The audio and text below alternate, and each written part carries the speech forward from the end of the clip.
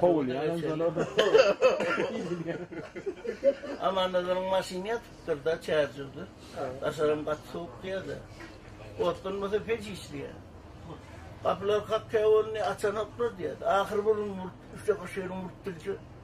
Çatçak işliyor. Kapıyın kaptığını açtı diye. Ay oğlum donyan bir maşinim de oldu. Numara asmalı. Ne mi deyin? Buradan tanesini gayret edin, pulun yok. Bana bir yer verin deyip diye yatar yani. Vah yerimiz yok. Özümüzden üstüne yatır deyip kapını yaptı diye. Değerli nasıl? Ay ho, yaşlı. Bu kolayda üstü boşluğumuz yok.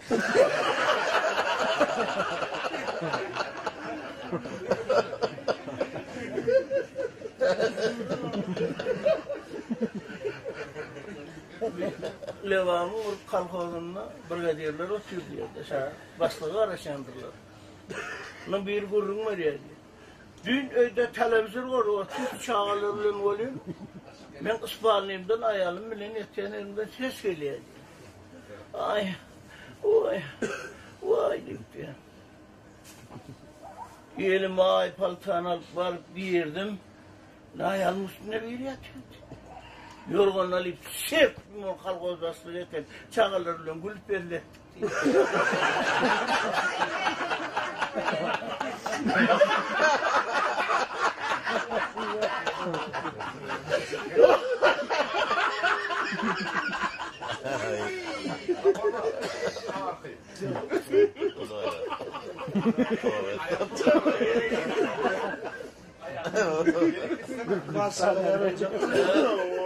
Bir ayağına yanırsak oluyor diye. Onun diye öyle bulsun. İndirmek görmek. Yatsınlar. Ay karıştı onu. Bütün öyleyken bulsana o diye. Onu ağzına oyuyor diye seyrettiler. Oğlum yattı oğlum ya. Ağzına mı yatana? Evet diye oğlum ne bulana. Ahir otağına girip diye. Haladığını kaçtı o şampanlar ekindi. Alip diye. Çoğulu doğru pat buldu diye. Ağır kol tut diye oldu. Geçeceksin. Etmiyorlardı da öyle. Berayim melekenin bana kalkmıyordu. Naktı diye. Dikkat yapamıyorlar.